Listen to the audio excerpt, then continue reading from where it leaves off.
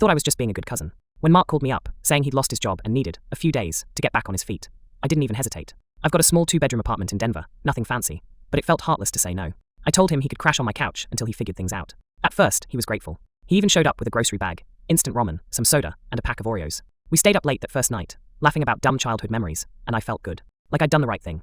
The plan was simple, a week, maybe 2 at most. I told myself, what's the worst that could happen?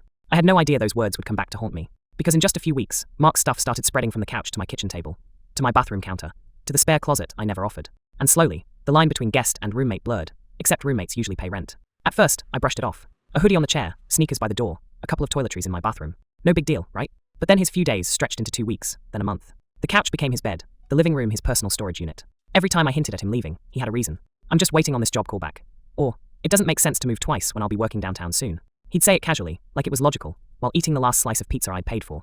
The part that really got under my skin was how quickly gratitude vanished. Instead of helping with dishes, he'd leave empty soda cans on the counter. He started inviting friends over, people I didn't even know, using my Wi-Fi, my Netflix, my electricity like it was owed to him. One night, I came home from work and found Mark lounging shirtless on my couch, blasting music, while 2 of his buddies drank beers straight from my fridge. I remember standing in the doorway, holding my work bag thinking, how did I lose control of my own apartment? The worst part? He acted like I was the rude one for being upset. That's when the simmering resentment inside me started boiling over. The breaking point came on a Saturday morning. I'd left early to run errands, and when I got back, my own key wouldn't turn the lock. For a second, I panicked. Did I forget to lock it right?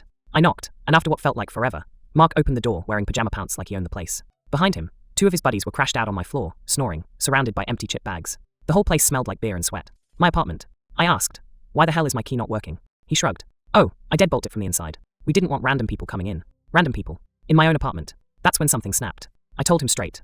This isn't your place. You don't pay rent. You don't even buy toilet paper. You don't get to lock me out of my own home. He rolled his eyes, muttering something about me being dramatic. One of his friends chuckled. That chuckle lit me up. I felt my chest burning with anger. I grabbed my phone, walked to the door, and said, you have 1 day. Pack your stuff. If you're not gone by tomorrow night, I'm changing the locks and calling the cops. The look on his face told me he finally realized I wasn't bluffing.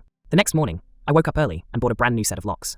I laid the bag right on the kitchen counter, where Mark would see it. His face went pale. He tried one last excuse. Man, I just need a little more time. We're family. I didn't even raise my voice. Family doesn't lock me out of my own place. Family doesn't treat me like a doormat. You've got until tonight. After that, this door won't open for you again. That day was tense. He sulked, dragged his feet, but by evening, the bags were packed. Watching him and his buddies haul out the last of their junk felt like peeling a weight off my chest. The silence afterward was the best sound I'd heard in months.